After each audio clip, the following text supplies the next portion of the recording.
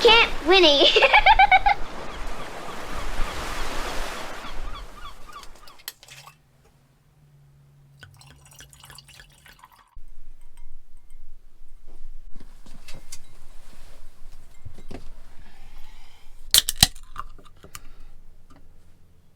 Oh, here we go with our chat.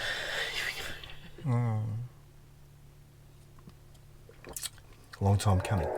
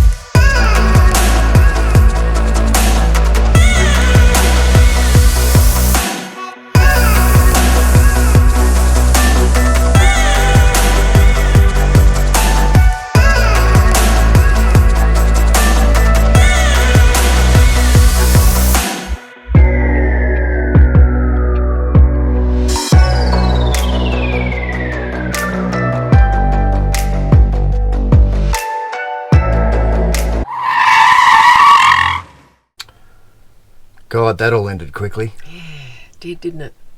Yeah. Blink of an eye. Hello everyone, it's Shannon and Lisa back with another video. It's been a couple of months since we've come home off the road after our big lap of Australia, and we haven't really been ready to do anything with our channel during that time because Well, he hasn't. yeah, we're in decompression phase. That's what we're doing, coming down off our high. But we're going to talk about what it's like coming home. That's right, because not many people out there in the YouTube land discuss what it's like, the feeling That's right. when you come back home. Everyone talks about what it takes to kick off and do the big lap. And everyone puts all their research into what to take, what not to take, where to go, which way to go. And there's not many out there that explain this feeling that we are now experiencing. Nope. And so that's what we're going to talk about.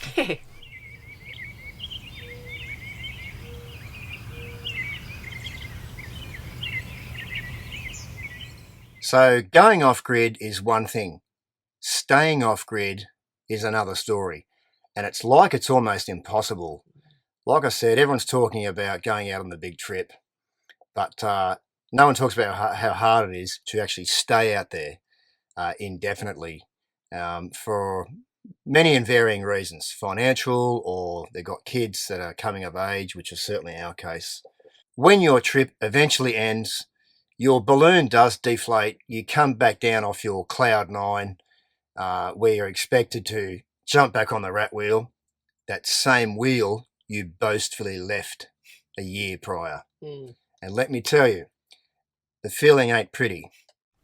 I felt that I was ready to come back home, that I had done my travel with the family and Shannon. But the reality of it was I had to come back and had to apply for a job because I'd left my previous job before we started this lap. And after not knowing what I wanted to apply for, I just had to go back on what my previous experience was. And I think I applied for 15 or 16 jobs in the end. I was getting very disappointed by not hearing back and not getting anywhere, but so I had to move forward with that. Shannon had to go back to his job.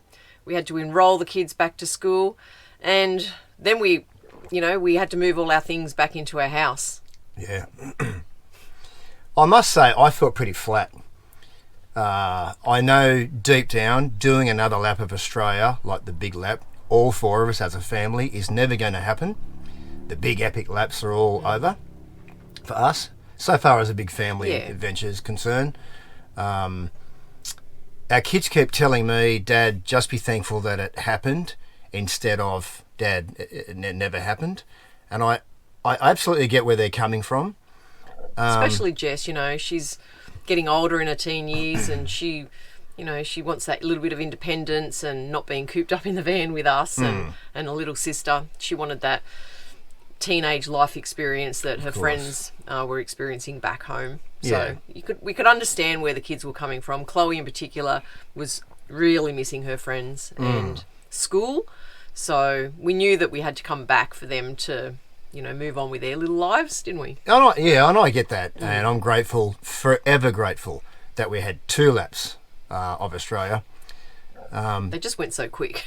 But it is. And we're back home now, and it's each morning they get up, they're in their school clothes, backpacks on their backs, and they're walking out of the house. Bye, Dad. Love you, Dad. Have a good day. It's an eerie feeling when you about face, you walk back up the driveway, back into a very quiet house, past Winnie that's now covered over.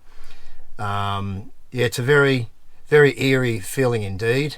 And I know I said earlier that I felt that I was ready to come back home, and I was. But I must say, now that with the routine of jobs and school, I am not liking the alarm clock going off every morning. I mean, we woke up most times to beautiful peace and quiet. when you wanted to. When we wanted to, or when Bonnie woke us up. But just to be back into that routine of life really makes you think about things. And even the last couple of days I've been driving in traffic, and you just watch all the traffic turning this way, turning that way, and you picture it from above like you're watching some of those movies or clips that you see of the rat wheel and everyone going about their day, and you just think, wow, it only seems like 5 minutes ago that we were somewhere beautiful, or not beautiful, but nonetheless out there travelling. And it just makes you realise, is that what I wanted to come back to? Yeah. I know it sounds silly, but when we finally published our last video, like the last video that we were home, it was then and only then, like it really hit me in the head like a ton of bricks, that it actually was all over. And it was bittersweet. It was hugely proud and also very heartbreaking. We got flooded that night with lots of heartfelt messages. We did. About, you'll never know what you meant to people. And exactly. Really, touching messages that we didn't realise how far our channel had got with people, and how much we meant to people, and how much people looked forward to turning on the TV on a Sunday night. And how reaching it was. Yeah. Like, people from all over the world were saying, we're going to, I'm getting teary talking about it, we're going to miss our Sunday nights. Yeah. And that was really, and they come with comments on the YouTube channel and text messages, and because a lot of people didn't know we were ending the lap. To a lot of people, it was a surprise. So, what can I say about that, guys? All good things come to an end. Yeah, we're finding that people are, and our channel is still only small, we understand that, but we're still getting new subscribers each and every day, and the messages that we're getting from them saying that they've just discovered our channel and they're starting from the start and they're looking forward to it, and they've got plenty of episodes to watch. It's just really, it's nice actually. We still get a kick out of it. Each time we get a message come through, don't we? We get a kick out of it. Oh, totally. And whilst we may not be in the confined spaces of the motorhome to read them out to each other, Shannon will yell out down the house, "Hey kids!" So that was the Sunday night on the movie. Come the Monday morning, I must say there was a sense of emptiness about the whole thing. There was no more travelling. There were no more editing movies, no more publishing movies. Late nights editing. It really was. We were back home, and it was almost like the trip never happened. It's just like, when you go away, you plan for your trip, and whether it be a weekend away, a week away, domestically or internationally, and you plan for it for all that time, and then boom, a few weeks of holiday, and then you're back home again, and it feels like you never had it. And so everybody knows what that feeling is like, and this is just tenfold. Yeah, and I think, I'm sure you'll agree, I think it affected me more than you. Definitely. And because it affected me more than you, I think that broke my heart a little bit.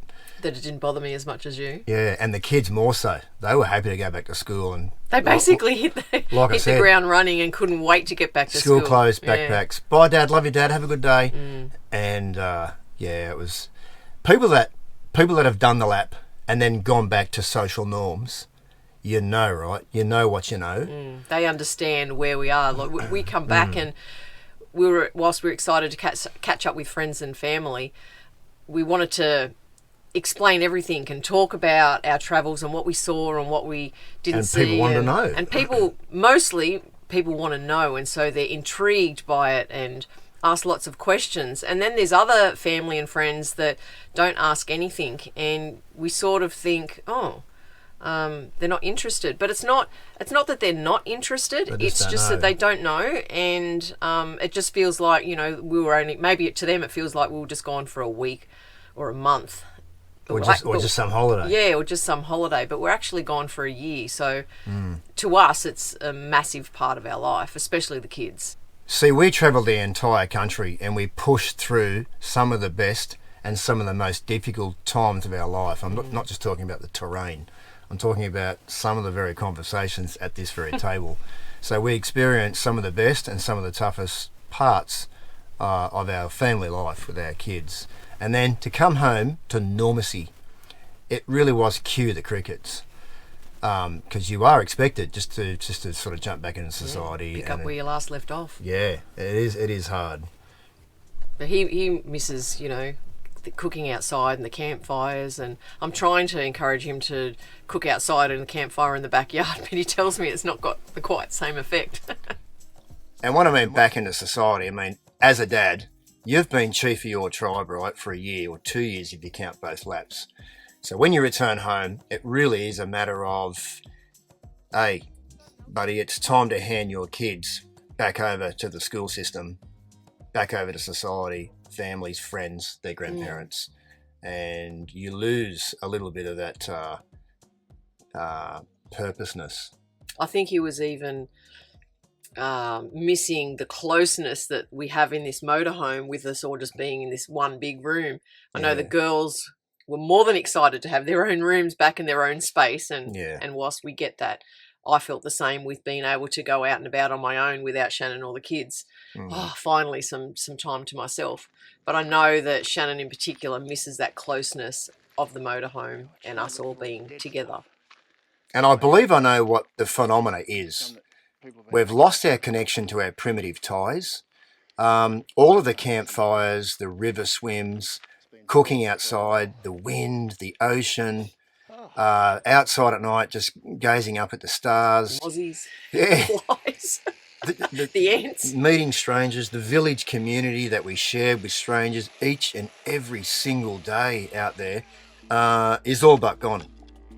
Like I said, there's no need to be the chief of your village any longer. I'm not a psychologist, but as I sit here myself, trying very hard to adjust back into the real world, as they mistakenly call it, I do see that this is powerfully real, and that, as Lisa said, since we've been gone, our family of friends have basically just stared at the same four walls for those years. Their life has continued on, and it's like a blip on the radar for them. And your late 40s, you think you've seen, heard, done, experienced everything there is to see as an adult. But then Winnie came along and we saw, done, experienced things that took me to next level stuff in my adulthood. Appreciation for being a father and a husband, appreciation for my country. In fact, you just don't realise how big it is, and I've so much to see, and we've still barely scratched the surface. And little things like you come back, you don't sweat the small stuff anymore. You kind of don't take your job seriously anymore because it doesn't matter. No. It doesn't matter. And as for things, we all know what I mean by when I say things. You hoard all this stuff in your house. It comes to birthdays and Christmases and all of that, and now we just want experiences. We're of course, there'll be the odd item that we either need or the kids would like, But generally speaking, it's all about experiences for us now. We just want to create memories and more memories. And the small stuff, the stuff that we packed in boxes and left behind for 2 years while we were traveling, you get back home and you're like, you thin that out. I forgot about that. And yeah, you thin things out again and you get rid of things because you were just like, well, if I haven't used that in 2 years, I really don't need it. And she hasn't got rid of me yet. No. It's any wonder after 2 years of being trapped inside a fiberglass box on wheels, right? Well, that's another story. That's another video. Another topic. Yeah, but things. You don't need what you think you do when you're travelling. No. Yeah, I think, and again, right, if you know, you know, some people are on this very frequency and some never will be. And it's a shame. Nothing breaks my heart more than knowing people could have done what we've done and then some, but they've simply missed out. And I know, guys, I know what it's like to take that leap of faith. I was just about to say that we've said that in previous videos, is that is the biggest step to take, is making that decision that that's what you want to do and get out there.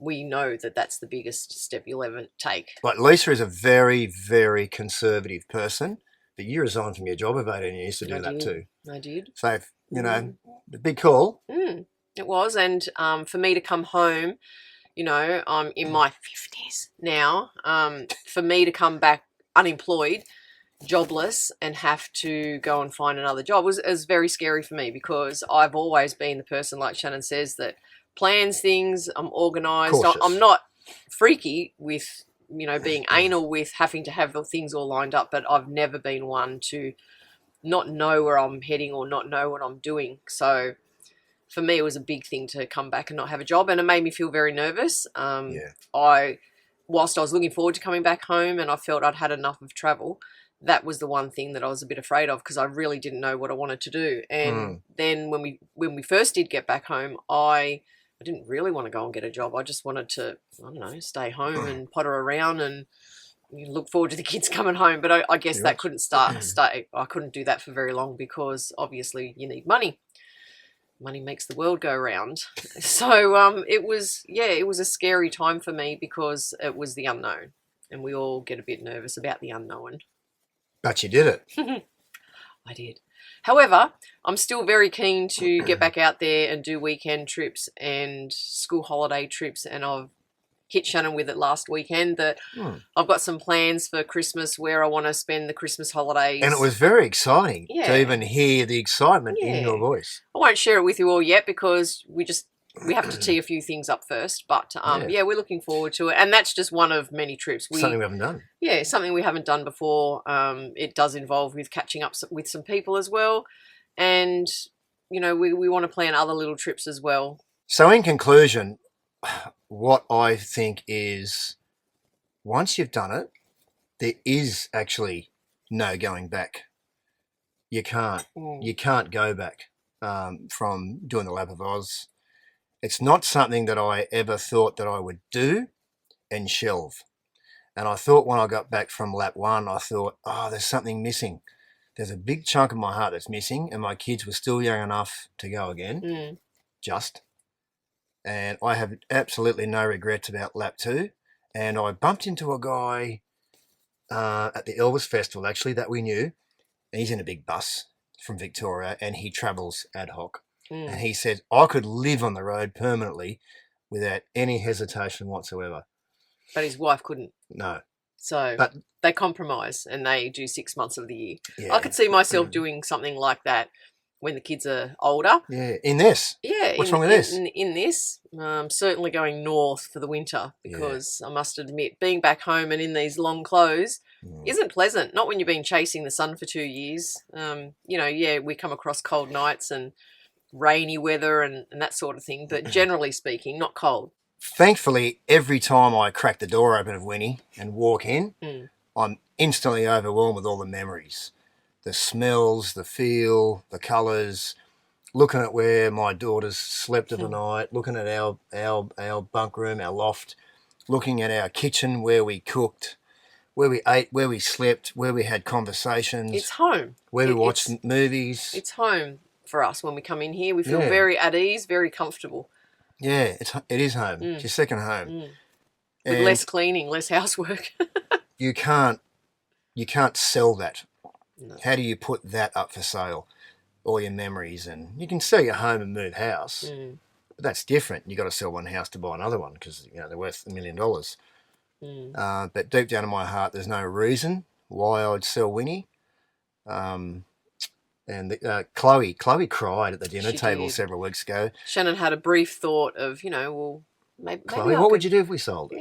Yeah. Maybe we could sell Winnie and we could, do something with the money. And well, even though she was one of the ones that wanted to come back, she did not want to sell. No, she cried instantly at the thought of it. Yeah. So we had to reassure her that that's not going to happen. God love her. She said, "Oh, Daddy, will you pinky promise?